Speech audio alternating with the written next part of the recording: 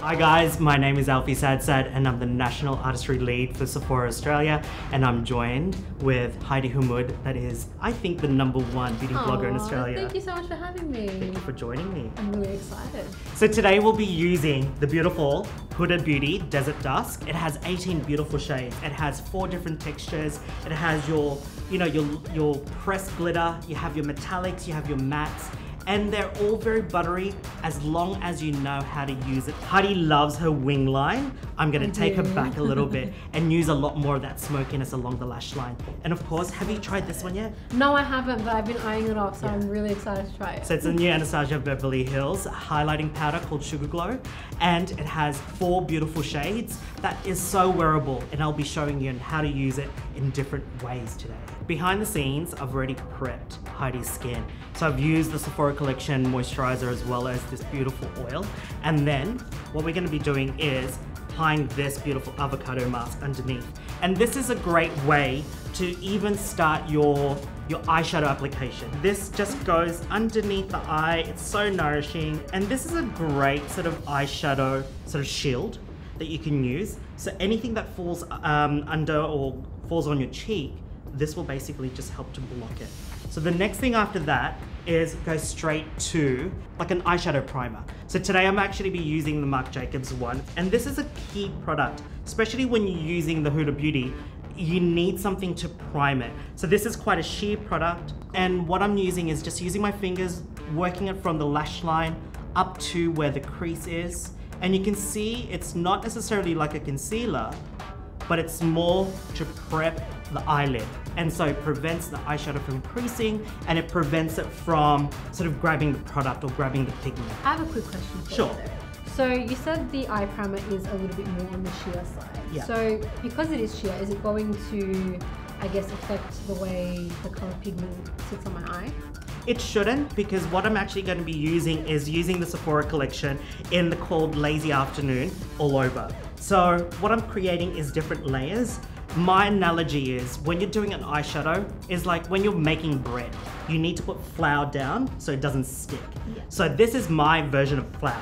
So what I do then is use just a dense brush, just press it in, and it allows it to glide all over the eyelid there.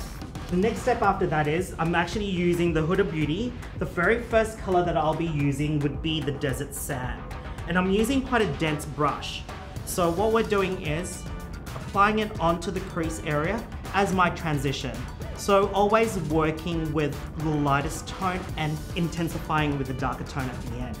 But I do have a trick before we even do any darkness, is using a pencil underneath it to get the intensity straight away. So it's a waterproof gel crayon. It's basically quite a sort of a cranberry tone, and I'm just brushing it through along the lash line. It doesn't need to be neat. Then I get my sponge applicator, smudging it while it's still quite sort of movable, and then we'll go straight to amber. So amber is probably one of my, yes. I had an issue with this shade in my quick palette. I did a tutorial using this palette, if any of you guys have seen it on my channel. And when I applied the shade amber, it just wasn't very opaque. It didn't really blend that well. But I wanted to ask you, what ways would you apply this product? So there's 2 ways of doing it. The great thing about the Huda Beauty sort of eyeshadow palettes, you have different ways. So you can have one that is wearable during the day. So if you just want a wash of color, the amber is beautiful, right? Perfect. Yeah. If you want intensity, what I've done was using the gel crayon underneath it and then increasing it with using a dense brush, tapping a little bit out of it, then pressing it on top. So what you're doing is you're getting the intensity straight away, but you're getting the blending as well when you're going higher and higher. So let me just grab the very first brush that I use, and I'm blending it from outside in.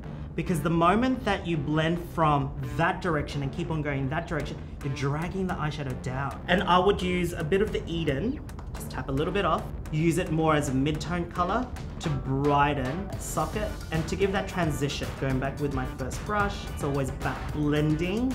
I have this thing called blend, blend, blends your friend. So you need to keep on blending until you become best friends. And then to frame around the eye, I go back to my pencil, connect the top and the bottom together, and then using the amber, pressing it in on top to give that intensity straight away. Let's pump it up, right? So yes. We love to get glam here. Exactly right. So the next thing is oud. Oud. Yes. Tapping it along the lash line again. So the darkest should always be along the lash line. Okay, Alphie. Yes. I love this, but now it's time to up the glam. We will. Watch out. Okay, so what I'm going to do now is add a bit of saffron. So saffron will have that intensity, that redness, that burgundy tone. I'll be using, sort of like, again, the pencil head, connecting the darker tone up to the crease, blending it from outside in. Try not to do windscreen wiper sometimes, because when you're doing a windscreen wiper, that motion, you tend to bring it up too high. So what I'm doing is blending it along the crease, and then just amping it up, so just bringing it up a lot higher. And then my rule of thumb is, whatever goes on the top always goes on the bottom, so it has harmony. So to create more intensity, I'll be using Blood Moon and of course Cosmo. But the trick is using a setting spray and as well as using a sponge applicator. You'll get less fallout, especially when you're pressing it in. So spray, just like that, lightly press.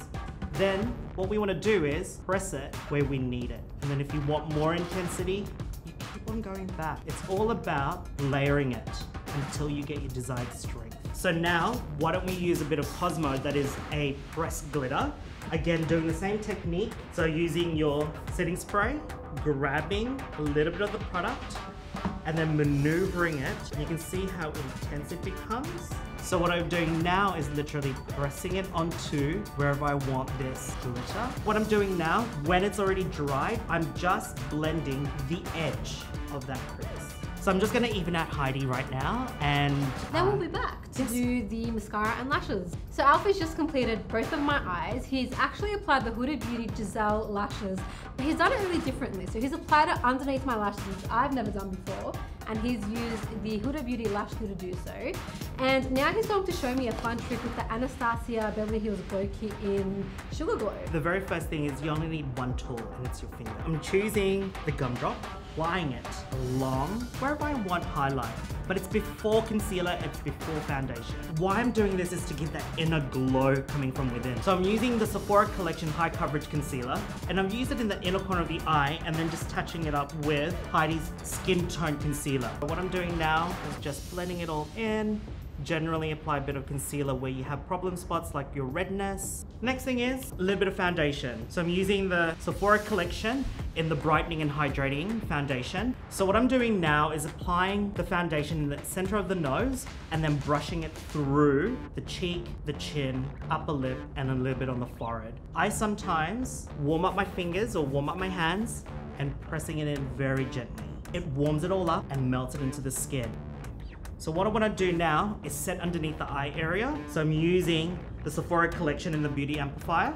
What you'll find is it will add that brightness. It will set your concealer, prevents it from moving around all day. So what I've done was the contouring, a little bit of a flush on the cheek, as well as the brow. So we've already used the Sugar Glow Kit underneath her foundation to give that inner glow from within. Then I'm actually going to be using the Butterscotch. It's amazing.